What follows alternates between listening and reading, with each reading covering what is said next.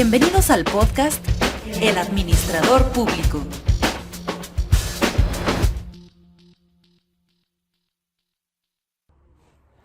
Bienvenidas y bienvenidos al podcast El Administrador Público.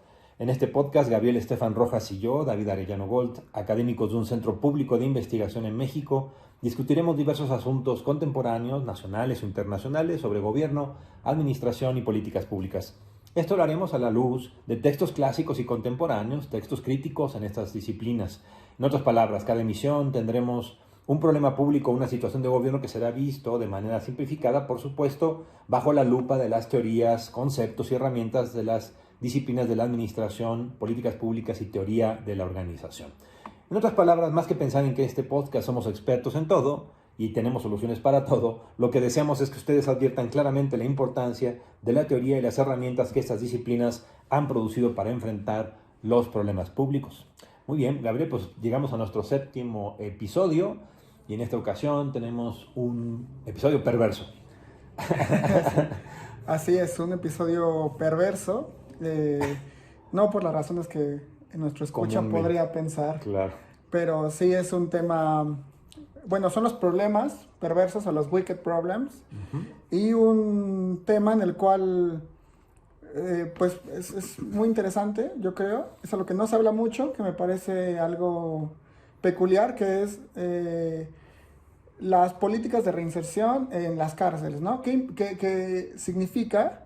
Pues cuando un ex reo sale de la cárcel, que no vuelva a ingresar, ¿no? ¿Qué se hace? Que no cometa delitos y vuelva a caer en la cárcel, ¿ok? Vamos a ver qué hacen los penales, vamos a ver para prevenir, para reinsertar a los ex reos o a los reos, para que no regresen a la cárcel. Okay. Y lo sabemos, es una lógica de wicked problem, porque parece que es como muy... van muy bien. Es que es curioso, porque escogimos un tema perverso para un asunto perverso, pero vamos a aclarar los conceptos, ¿no? Okay. En inglés es wicked problem, ¿no? Lo hemos traducido en español generalmente ya sea como retorcidos o perversos. Entonces no son perversos porque son malos, sino son perversos porque los malvados problemas wicked no tienen solución. Y no se pueden enfrentar, por lo tanto, al no tener solución, no se pueden enfrentar con una lógica tradicional. Entonces hemos escogido un tema bastante difícil, que es el de la política carcelaria, digamos, que ha evolucionado a lo largo de los siglos y donde ahora, digamos, se habla de no reinserción, que el objetivo es, a final de cuentas, que la gente que comete delitos sea castigada, vaya a la cárcel y cuando salga, sin embargo, haya pasado algo en ese proceso para que no reincida en el crimen, ¿cierto? ¿Más o menos? Sí, está perfecto. Así. Para ubicar, porque no vayan a decir que los problemas perversos son porque las personas son perversas o porque son perversos. No es perverso en ese sentido, es perverso porque los malvados no se dejan resolver. Sí, exacto. Son los problemas los que son perversos, no las personas, ¿no? Las personas o las políticas, etcétera. Ok. Bueno, a lo mejor vale la pena entonces comenzar por ahí, digamos, ¿no? La literatura y la discusión de los problemas perversos en la administración y políticas públicas y en teoría de la organización, lo que tratan de hacer es una cuestión bastante más antiintuitiva que todo lo que hemos dicho en los últimos 6 capítulos del administrador público, ¿no? Vamos, lo que están diciendo es, en ciertas circunstancias y en muchos casos de problemas públicos, una visión cientificista de la solución de los problemas está destinada a fracasar. Madre mía, ¿ok? Existen 2 tipos de problemas, dicen los tame en inglés, los simples, o los wicked, o retorcidos o perversos. Se trata de manera diferente, pues los segundos no tienen solución en este sentido de la palabra. Alguien puede decir, si no tienen solución, pues entonces no hay que hacer nada. En nuestra disciplina eso no podemos hacer eso, ¿no? Sí, exacto. También decir no tienen solución es como de, bueno, no vamos a intentar solucionarlos, sino que son tan grandes, son problemas tan complejos que dentro de ese problema hay más problemas, ¿no? Entonces, por ejemplo, cuando quieres solucionar el gran problema, no puedes hacerlo porque abarca muchísimo de tu capacidad, muchísimo incluso de recursos, de información. Entonces, es wicked porque tú vas a tener, y lo hemos visto como muy limplamianamente, aquí vamos a ver cómo vas a ir por las ramas intentando, pero te vas a dar cuenta que a la hora de solucionar uno, va a haber otros que están ocurriendo allá y que incluso cambian el que estás tratando de solucionar. Exactamente, ¿no? Entonces los problemas perversos se tienen que enfrentar. Son muchos y hay muchos de diversas lógicas, Pero la clave es partir del punto de que no tendrán una solución perfecta, ni pura, ni completa. No la tienen porque son, por ejemplo, problemas interconectados, como tú ya decías, ¿no? Son tantos personas, organizaciones, factores geográficos, culturales, hasta genéticos, pues pueden aparecer, y entonces son tan grandes que la interconexión hace que sus causas y sus efectos y sus consecuencias y sus dinámicas se deben a múltiples factores, cientos, miles de variables, comportamientos de millones de personas, ideas, comportamientos, costumbres incluso, ¿no? Todo esto entonces, además afectado por la variable tiempo, es decir, los problemas perversos son tan malvados que cambian en el tiempo, evolucionan y se transforman. A veces tú intervienes, logras afectarlo y ya se te movió, ya cambió, ¿no? Yo recuerdo un comisionado de corrupción, creo que ya lo dije en uno de los episodios, en Guatemala, el comisionado de la CICIG, que decía, mira, hemos sido tan exitosos en ciertos instrumentos que ahora ya los criminales saben cómo hacemos las cosas y ya se preparan para engañarnos y que no nos demos cuenta. O sea, la corrupción muerde de regreso. Bueno, ese es un buen ejemplo de esto, ¿no? Los problemas perversos evolucionan y cambian, ¿no? Exactamente, y es por un poco la complejidad, ¿no? Aquí no vamos a meternos mucho en el tema de la complejidad, pero tú al mover una parte de la complejidad responde, ¿no? La realidad es cambiante, es dinámica, y con los wicked problems se ve muy claramente, porque no son problemas simples, ¿no? No son como, no están en burbujas, sino hay un montón de factores, que ya mencionaste todos ellos, que hacen muy complejo para empezar, a veces incluso entenderlo, ¿no? No hay una definición clara sobre el problema. De acuerdo. Y sumémosle a todo lo que acabamos de decir, sociedades democráticas plurales. Madre mía, ¿no? Donde tú tienes de partida, por ejemplo, supuestos como la libertad de las personas. Las personas son libres de perseguir sus propios objetivos y no hay autoridad que tenga el derecho de cambiar autoritariamente sus valores, sus actos o sus razones. La gente es libre de hacer lo que desea siempre y cuando no sea ilegal, y los gobiernos democráticos tienen que aceptar esa pluralidad y el desorden que esa libertad, desorden genérico pues, que esa libertad genera. Recuerdo, por ejemplo, incluso, digamos, nada más para diferenciarlo, los gobiernos autoritarios también enfrentan problemas perversos, ¿no? Simplemente que, no sé, el fallido intento de controlar el río amarillo en China en la década de los 60, ¿no? Que es uno de los más famosos fiascos de política pública y administración pública en la historia de esta disciplina. Ahora imagínense esa situación multiplicada varias veces por el hecho de tener una sociedad plural, ¿no? y libre. Así es, sí, esto es como muy importante porque es algo que constantemente decimos y que recordamos en cada episodio, que estamos hablando de política pública que transcurre en un contexto social con diferentes actores con intereses, actores políticos. Y bueno, un wicked problem, de hecho es wicked porque engloba a estos actores que también van modificándolo constantemente. Exacto. Las personas y los grupos forman parte del problema por su libertad y por su capacidad de acción, ¿no? Los problemas, otra manera de verlo, por ejemplo, sería hablar de los problemas sistémicos. El resultado en un sistema, digamos, cuando decimos un problema sistémico o una lógica sistémica, ¿qué quiere decir? Básicamente, que el resultado final que vemos de un sistema es el subproducto de la interacción. Es la interacción la que produce algo, y por lo tanto la interacción es algo que tú no controlas necesariamente. Tú puedes poner las partes, puedes diseñar los elementos y luego decir cuáles son los intercambios que tienen que hacer las partes, pero una vez que le pones play, como hemos dicho aquí vacilando, una vez que le pones play la cosa se mueve y el resultado acaba siendo un efecto sistémico. Pongo un ejemplo chusco, y caricaturizando literalmente. No sé si se acuerdan de esas caricaturas, ¿no? Infantiles, donde tienes a un gato o a un animalito en medio de una habitación llena de trampas para ratoneras, que están todas preparadas para dispararse. Y entonces el malvado Piolín o un ratoncito está con una pelota de golf, ¿no? Y lanza la pelota de golf.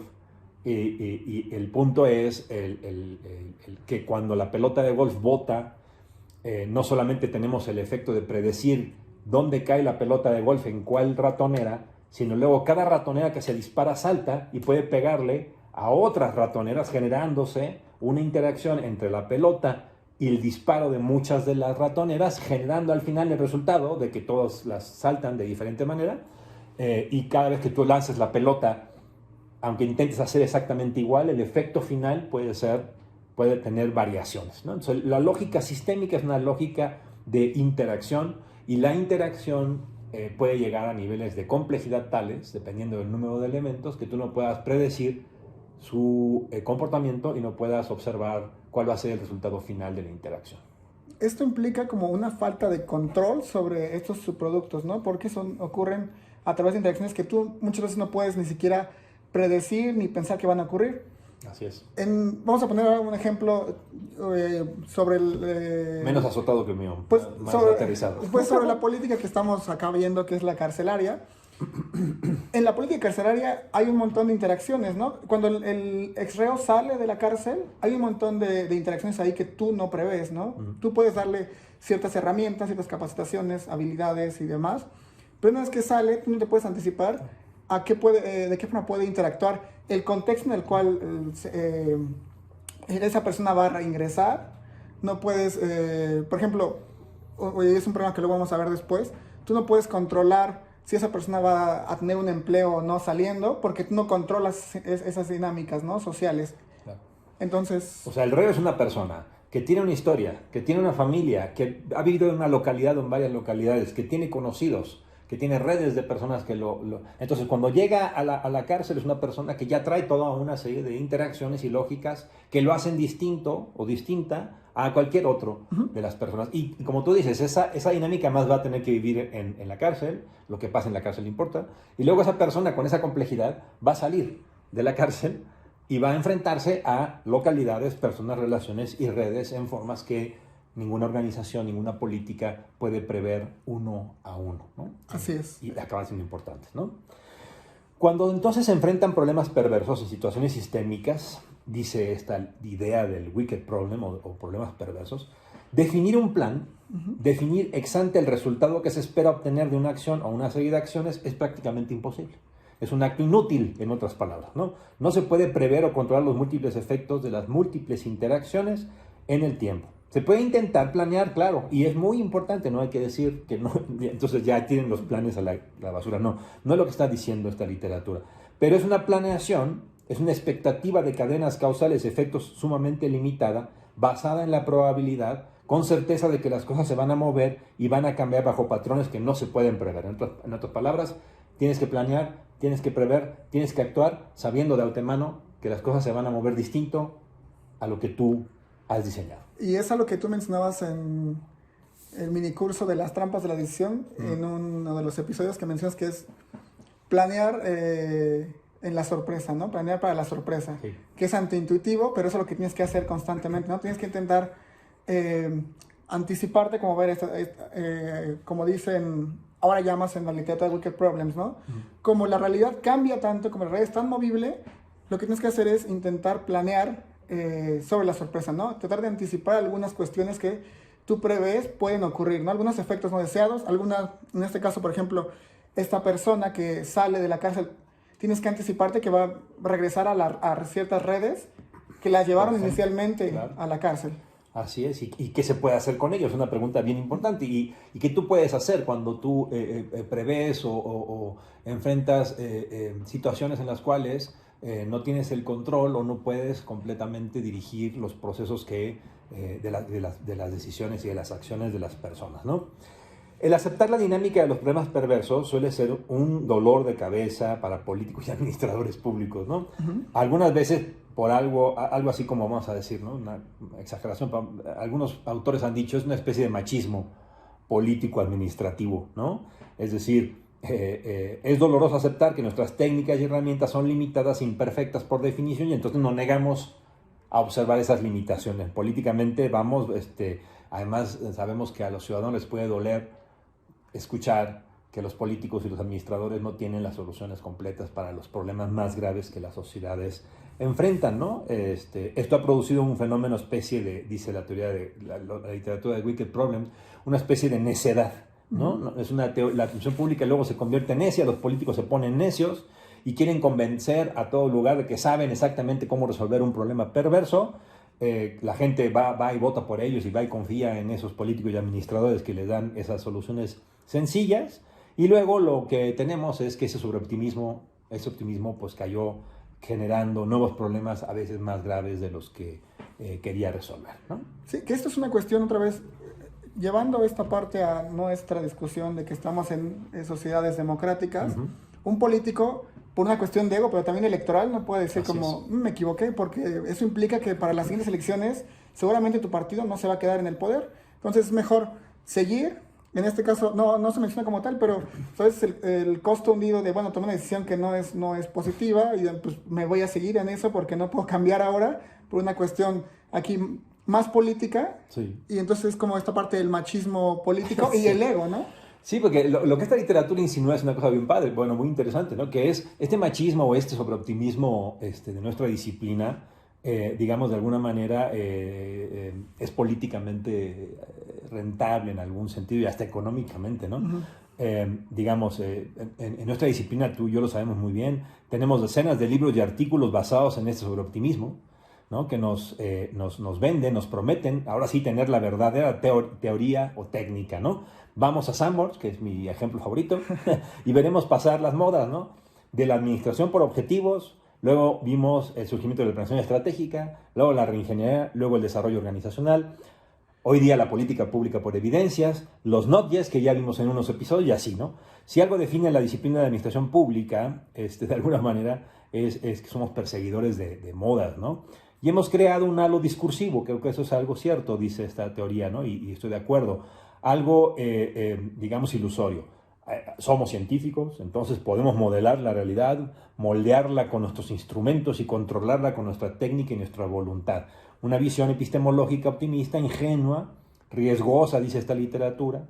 Esta es sin duda una visión epistemológica porque sesga, predetermina la actitud y la visión de lo que es hacer administración y políticas públicas. Una visión de control, de instrumentos, de causas y efectos, de evidencias, como gusta decir hoy. Nuevamente, no es que las evidencias no sean importantes y los datos no sean necesarios, son indispensables en política pública y administración pública, pero evidencias, datos, instrumentos son construcciones sociales y políticas también, apuestas a veces arriesgadas, a veces experimentales, de cómo se enfrenta un problema público.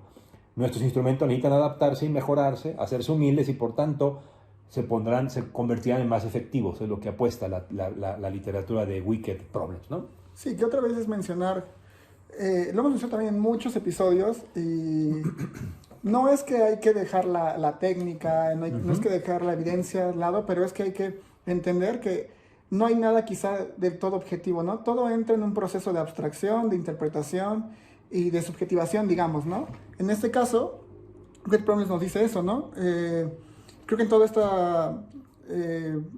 este comentario que mencionas, una forma de entender los Wicked Problems es que a veces estamos sesgados viendo un problema con ciertos instrumentos, ciertas herramientas, y más desde nuestra disciplina, porque muchos también somos muy necios, ¿no? Esa es la parte de la necedad, ¿no? Somos muy necios o somos también, no sé si aplica para todos, para que nadie se sienta aludido, pero podemos también ser muy arrogantes a veces en la forma de, el problema lo veo así y es de esta manera porque yo hice este modelo y este modelo es completamente incontestable, cuando puede ser que tengamos que abrir otra vez, ¿no? Poner a discusión nuestras formas de interpretar la realidad y de resolver los problemas. Pues sí, digamos, toda teoría y todo instrumento es una simplificación, ¿cierto? Decía un maestro, ¿no? En el CIDE, en la década de los 80, ¿no? ¿De qué te sirve un mapamundi del tamaño del mundo, ¿no? Pues un mapamundi es una simplificación burda del mundo, pero que te sirve, que te es útil para visualizar, instrumentar, pensar, ¿no? Y entonces nuestras teorías son eso, son simplificaciones. Y si las aceptamos de esa manera, entonces estaremos con mejores herramientas para enfrentar los problemas perversos, ¿no? Porque, a ver, ¿qué pasa cuando tenemos un problema que no tiene solución estrictamente hablando? Se pregunta esta literatura. Por ejemplo, la educación, ¿no? La educación y su efecto final en la sociedad depende de, madre mía, ¿no? El esfuerzo de los padres de familia, de la situación, del contexto, de la localidad, de las propias aficiones y capacidades de las personas, de los gustos de los mismos individuos. Incluso habrá gente que diga de la cultura e incluso hasta de la dotación genética. Bueno, y entonces tú enfrentas un asunto donde tus instrumentos son simplificaciones de esa realidad muy compleja. Gracias a la simplificación, tú puedes entrar y decir, tengo instrumentos para intervenir. Lo que nunca debes de perder perspectiva es que tus instrumentos son simplificaciones de una realidad mucho más compleja. Exactamente. Y esto, al menos en Wicked Problems, es algo que nos aparece y nos rompe un poco, ¿no? Porque estas en realidad son muy vastas, ¿no? Entonces las tratamos de simplificar y en esa simplificación perdemos un montón de cosas de vista, de esta realidad dinámica, de estas interacciones, por ejemplo, estos subproductos que se generan. Sí. Entonces, esta simplificación tenemos que constantemente estar viéndola y aparte modificándola porque el problema va evolucionando, entonces también tenemos que modificar nuestros mecanismos y nuestras soluciones. Por ir a nuestro caso de la política carcelaria, por llamarle de alguna manera, ¿no? Bueno, pues la gente comete delitos y viola la ley.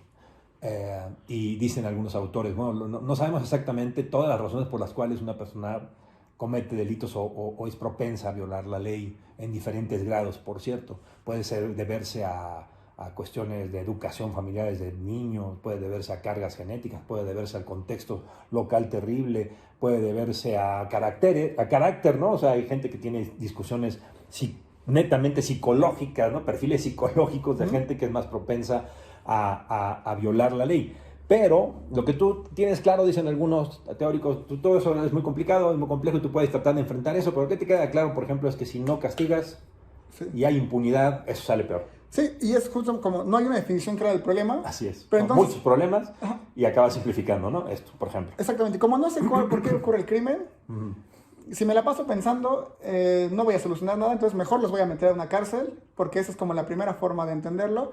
Ante un crimen, no sé por qué ocurre, no sé qué son las causas, o igual y sí las sé, pero solo veo algunas y dejo de ver muchas otras tantas, porque hasta el siglo XIX, todavía se pensaba que había perfiles psicológicos, ¿no? Que era una cuestión como de, naciste para ser criminal y vas a hacer tu vida criminal, ¿no? Esta teoría que te medía el cráneo, ¿no? Sí, ¿no? Que son terribles, ¿no? Porque son simplificaciones muy burdas de la realidad, ¿no? Entonces, vamos a enfrentar aquí que es un primer problema justamente son la falta de definición de sus problemas, ¿no? Entonces, ¿qué hay que hacer? Pues la lógica fue, bueno, hay que hacer cárceles que sancionen estos comportamientos que van en contra de la sociedad. Ya luego vemos tratamos de entender qué es un crimen y a lo que nos concierne en este caso es, bueno, ya ocurrió un crimen, vamos a ver cómo hacerle para que esa persona no vuelva a cometer otro. Claro. Entonces, digamos, la cárcel misma es una institución simplificadora. Exactamente. ¿No? O sea, es una manera en que la sociedad, el Estado responde y que no podemos decir que completa las cadenas causales. En algunos momentos de la historia de la situación de las cárceles, por ejemplo, que Foucault estudió muy bien, se dijo, bueno, ya es suficiente castigo perder la libertad. Y la gente perdiendo la libertad aprenderá que el costo, ¿no?, es muy alto de cometer crímenes. Lo que hemos visto es que eso tiene algunos elementos de verdad, pero también es cierto que los grados de reincidencia en diversos países como el nuestro, por ejemplo en México, son altísimos. Es decir, el perder la libertad no parece ser la única razón por la que las personas toman una decisión racional, que hay costos-beneficios, ¿no? ¿Qué me conviene más? ¿Ser delincuente o trabajar bien? Y entonces si no me van a cachar, entonces tengo más probabilidad de cometer un delito y entonces busco y cometo un delito. Esa es una teoría causal simplificadora que resulta que funciona para algunas cuestiones, pero queda claro, no es suficiente para entender la complejidad de lo que estás viviendo, ¿no? Como el crimen, pues en este caso. Sí, claro, es un muy buen punto de partida, ¿no? Porque también es una de las principales lógicas causales que se usan, ¿no? Como de la economía del crimen, ¿no? A veces parece muy racional cometer crímenes porque, pues, ante los altos niveles de impunidad, que quizá no me atrapen, que no hay otra forma de que yo tenga acceso a un ingreso de ese nivel, si no cometo algún tipo de crimen, voy a seguir haciéndolo, ¿no? Entonces, es una visión muy simplificadora porque lo ve al individuo una vez más, ¿no? No estamos viendo a los subproductos de estas interacciones, ¿no? Y simplificamos, vemos a la persona y decimos que en general las personas, no importa si son de Guatemala, Chile, Estados Unidos, México, y no importa si son rurales o urbanos, por ejemplo, asumimos o hacemos un supuesto de partida simplificador de que esa persona hace un cálculo de costo y beneficio, ¿no? ¿Cuál es el beneficio de ser honesto y cuál es el beneficio de ser un delincuente? Y evita analizar todas las demás variables, ¿no? La familia, la educación, porque si las tomaras en cuenta, probablemente lo que algunos podrían decir, te paralizas, no tendríamos ningún instrumento social para enfrentar un problema del cual las causas pueden ser múltiples y muy complejas. Bueno, entonces, digamos, si vamos analizando esta cadena causal muy simplificada que estamos planteando, hay diversas teorías, todas simplificadoras, que tratan de decir por qué una persona comete un delito. Y generalmente nos vamos a la persona, ¿no? Ok, entonces ya tenemos ese modelo simplificador, ahí está, tenemos la cárcel, ¿y ahora? Pues es que si solo vemos ese modelo, entonces vamos al individuo e intentamos generar programas para corregir ciertos comportamientos de ese individuo, okay. O le damos, si seguimos en esta lógica, decimos como es la educación, es la falta de educación la cual no le permite a esta persona o incentivó a esta persona a cometer un crimen. Entonces la lógica sería, bueno, hay que entonces educarla o hay que ofrecerle ciertos planes de educación para que saliendo no lo haga. Esa es una alternativa y no digo que esté mal, pero ahí entran otras interacciones, ¿no? Como, bueno, le ofreciste cursos que quizá no le servían para esta realidad, ¿no? Okay. Le ofreciste habilidades o capacidades que no son requeridas en el mercado laboral, entonces no puede acceder. ¿Cuál va a ser su lógica otra vez? No digo que automáticamente lo va a hacer, pero puede pensar como, bueno, es que esto no me sirve, en realidad este programa de reinserción se queda corto ante la realidad, entonces voy a tener que, yo reincido, ¿no? Claro. Entonces tú tienes una situación problemática y tienes en realidad un problema, pero en realidad lo que tienes enfrente son muchos problemas diversos sobre los cuales vas implementando diferentes instrumentos, todos los cuales tienen ciertas variabilidades respecto del resultado que tú esperas. Por ejemplo, y esto puede ser que algunos que nos escuchen se puedan sorprender, el grado de reincidencia como digamos, yo tengo un sistema carcelario y trato de hacer mecanismos dentro de eso, que te vamos a discutir ello, para lograr que la reincidencia no sea muy alta. Y entonces, curiosamente, la práctica es, tú no te pones como objetivo cero reincidencia, sabes que eso es... Sí, exactamente. Es imposible. Que incluso, por ejemplo, aquí tengo un dato... ¿Cero no reincidencia sería? Sí, no, cero reincidencia. Cero reincidencia. Aquí tengo un dato que ilustra un poco eso, que discutíamos, ¿no? Bueno, es alto, es bajo, no se sabe, ¿no? Que es, en Ciudad de México, al menos en los penales de Ciudad de México, hay una reinserción del 40%, ¿no? De cada 10... ¿Reincidencia? Sí, 4 de cada 10 reinciden. Ajá. Entonces, y en algunos penales se va hasta el 50%, ¿no? Entonces, de cada 100 personas, 50 vuelven a entrar, que es una cosa como... Y dices que eso es altísimo a nivel internacional. Eso es alto, o sea, en comparación con otros países. Okay. O sea, también... Pero no hay ninguno que sea cero. No. ¿Cierto? Es un poco el punto. Bueno, o sea, no conozco bien ahorita estos datos y es una buena pregunta que podemos revisar, pero hay que asumir que la reincidencia como una reincidencia cero es muy difícil de alcanzar porque otra vez son esos factores, ¿no? Y en realidad no puedes decir que no haya cero reincidencia es un fracaso como tal, ¿no? Claro. Reducirla, o sea, tener números tan altos y luego tratar de bajarlos es el wicked problem, no acabar con la reincidencia, ¿no? Porque sería más difícil. De acuerdo, porque vamos a tratar de explicar de la siguiente manera, ¿no? Estamos hablando de wicked problems, problemas perversos, y entonces lo que tú tienes es, tú tienes una sociedad compleja, plural, ¿no? Con leyes, con reglas. Las personas son individuos, pero viven en familias, nacen en localidades, tienen dotaciones genéticas, viven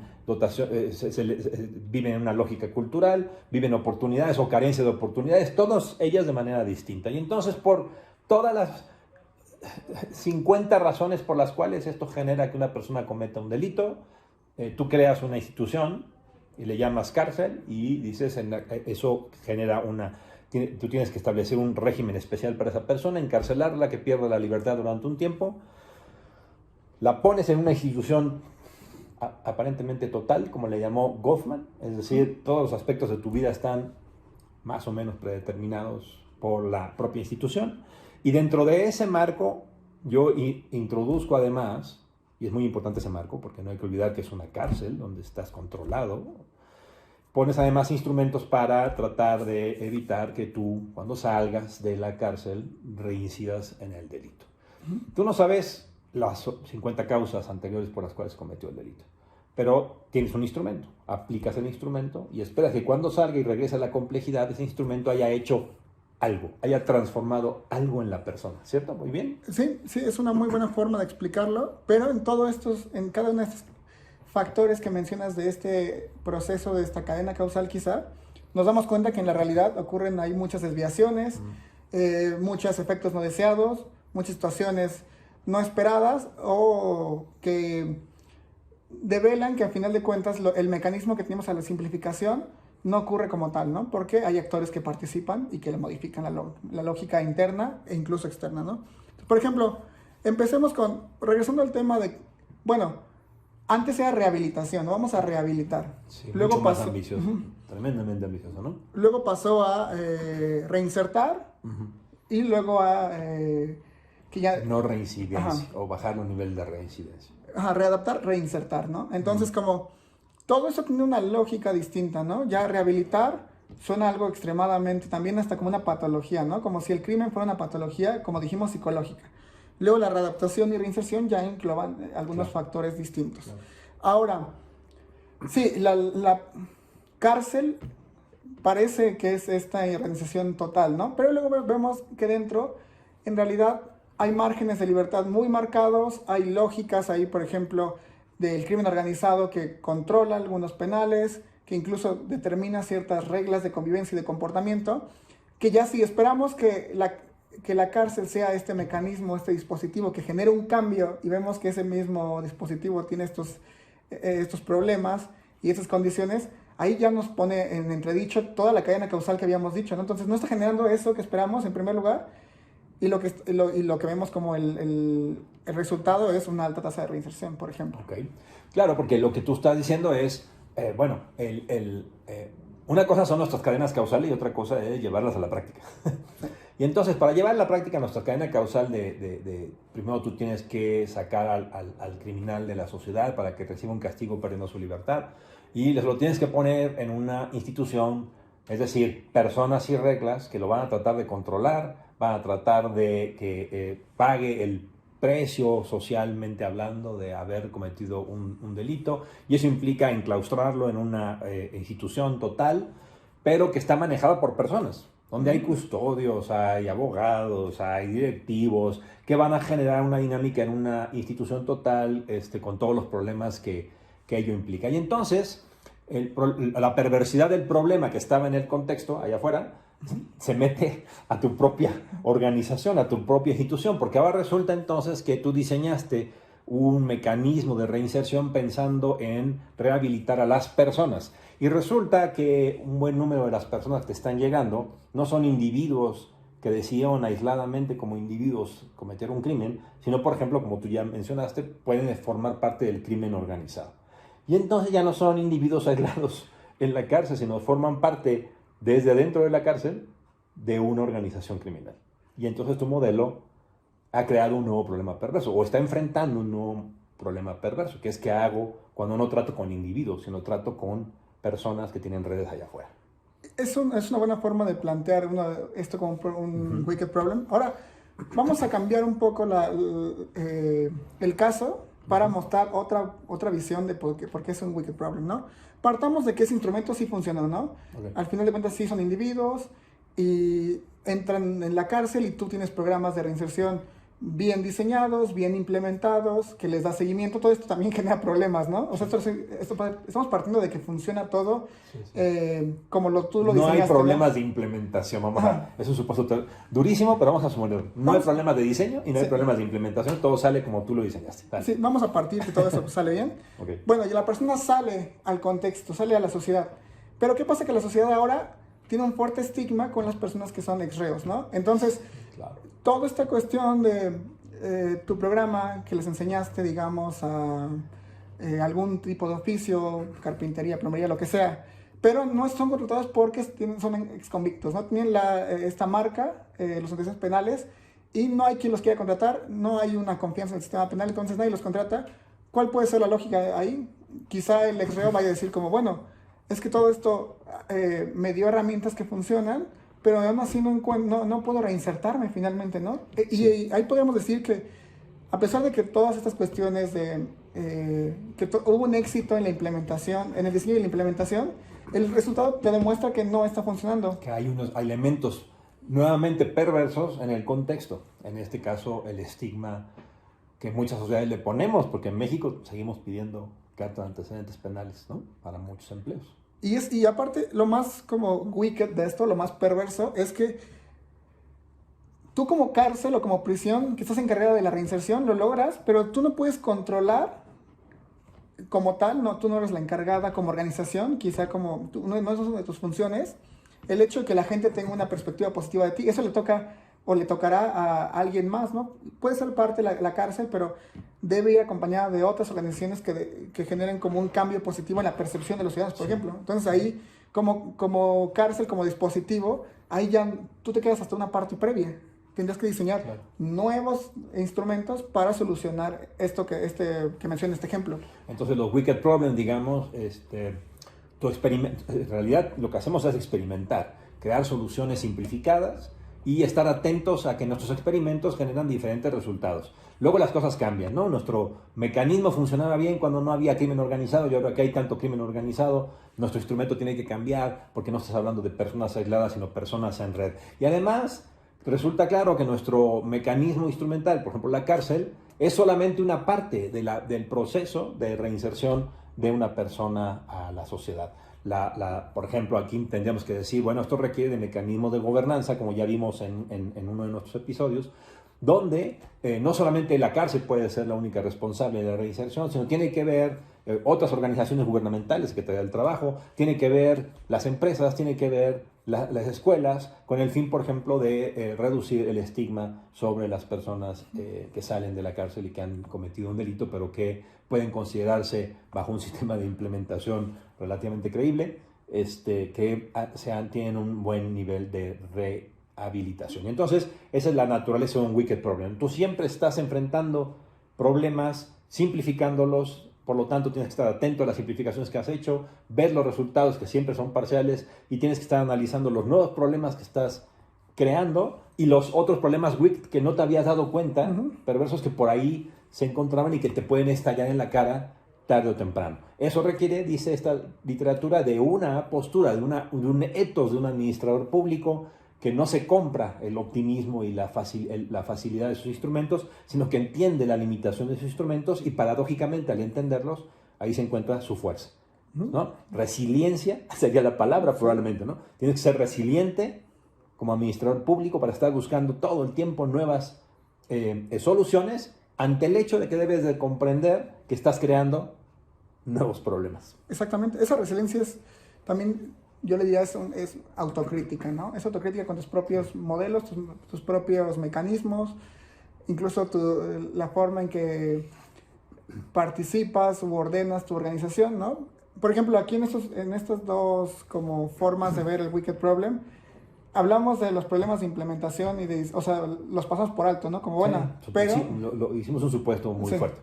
Pero, o sea, también podemos meternos en los problemas de diseño y de implementación de programas de reinserción y encontraríamos ahí grandes problemas también, ¿no? Por ejemplo, o en las condiciones de los mismos penales, ¿no? O sea, con esto vamos a tratar como de darle un cierre al ejemplo, pero bueno, las condiciones de los penales están rebasadas en temas de capacidad, de infraestructura. Eso es también un wicked problem porque requiere la participación de muchos actores que determinen la corrección de estos elementos, ¿no? Las burocracias, por ejemplo, o los custodios no están del todo capacitados, y si hay programas de capacitación son muy incipientes o no se ajustan a las necesidades quizá que tiene la población del penal. Hay también un tema, por ejemplo, del sistema de justicia, ¿no? Que inmediatamente hay, en el caso de México, es prisión preventiva, ¿no? Habría que cambiar el mecanismo para, por ejemplo, solventar el tema de la saturación de los penales, ¿no? Eso te lleva... Van surgiendo nuevos problemas si nos metemos en la parte de el diseño y la implementación, ¿no? ¿Quién va a diseñar esos programas? ¿Basado en qué, no? ¿En qué herramientas les vas a dar?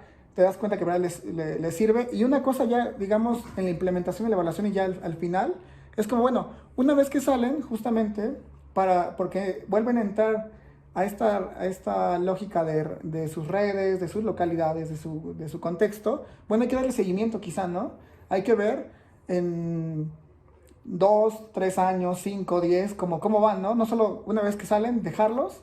Y también, bueno, la reincidencia es como de, a mí qué me importa, ¿no? Que en un espacio de un año no regresen, o es una visión más de largo plazo que ya nunca lo hagan, ¿no? Porque la reincidencia también puede ser como de, bueno, igual mi programa tiene un alcance de 5 años, ¿no? Yo estoy como consciente de que, bueno, en 5 años puede ser que no vuelvan. y estoy bien con ello, ¿no? Quizá puede ser una forma de verlo. O mi objetivo es que nunca más vuelvan a cometer ningún crimen. Que es, o sea, ninguna de las dos es menos válida, ¿no? Son, sí, otra vez la forma en que tú diseñas o la forma en que tú piensas o modelas, ¿no? Sí, sí, sí. Pues de acuerdo, digamos, la teoría de los problemas perversos creo que tiene una gran utilidad, digamos, para el administrador público, para la gente que está en estas cuestiones, porque lo que nos está diciendo es, a final de cuentas, el ser un administrador público, el tomar decisiones, el resolver problemas, no es un asunto tan lineal, no es un asunto tan directo, ¿no? Es una capacidad gerencial, sí, es una capacidad técnica, ¿de acuerdo?, que requiere de un ethos y de habilidades muy particulares de resiliencia, de adaptabilidad, de autocrítica, ¿no? Es tan reflexivo el asunto, por ejemplo, que en otro de los episodios próximos vamos a tratar de uno de los clásicos problemas perversos, pero en la toma de decisiones de la administración pública, que es lo que se conoce como el groupthink. Es decir, un grupo de personas que toma decisiones de política pública, de administración pública, que creen tanto en su teoría y creen tanto en sus cadenas causales que se encierran en ellas y en ellos mismos y evitan que entre más información, evitan que entre crítica, y entonces se van autoconvenciendo de que todo sale muy bien, de que todo va muy bien, y evitan paradójicamente ver las señales de que las cosas no están saliendo tan bien como piensan, ¿no? Y ese va a ser uno de los episodios próximos que enfrentaremos con lo que se llama el groupthink, que sería una manera un poco más pragmática de ver, y entonces qué sucede cuando los problemas perversos son enfrentados por seres humanos que tienen que dar resultados, ¿no? Que tienen que rendir cuentas y que pueden correr el peligro de caer en una paradoja como el groupthink, que es evitar obtener mejor información para resolver los problemas. Pues muy bien, pues ahí vamos, ¿no? Creo que hemos seguido una secuencia un poco, digamos, de hacer temblorosa la visión tradicional de la administración pública. Espero que lo estemos logrando más o menos, al menos que nuestro público lo que comience a sentir, en efecto, es que esta es una disciplina mucho menos aburrida, lineal y burocrática de lo que comúnmente se piensa, ¿no? Bastante más libre, caótica y esperanzadora de lo que uno podría pensar. Sí, claro, y que requiere una creatividad tremenda, ¿no? Como ya hemos visto, una capacidad de ir innovando, de ir pensando nuevas soluciones, y también una que requiere una resiliencia, sí, una fuerza interna de saber que pues igual te vas a equivocar y reconocerlo y volverte a meter, ¿no? Y intentar darle la vuelta a eso. Sí, sí, mucha capacidad para enfrentar la frustración y cambiar esa frustración por emoción, en términos de seguir intentando neciamente, ¿no? Resilientemente a los problemas que también muchos de los que enfrentamos pues, son perversos, como lo hemos visto hoy. Pues muy bien, Gabriel, muchísimas gracias. Entonces, listo nuestro 7º episodio. Sí, hoy nos tomamos un poquito más de tiempo, pero es que Wicked Problem sí requería de una discusión. Sí. Bueno, okay. Bueno, prof, pues nos vemos, en el próximo. Chao. Bye.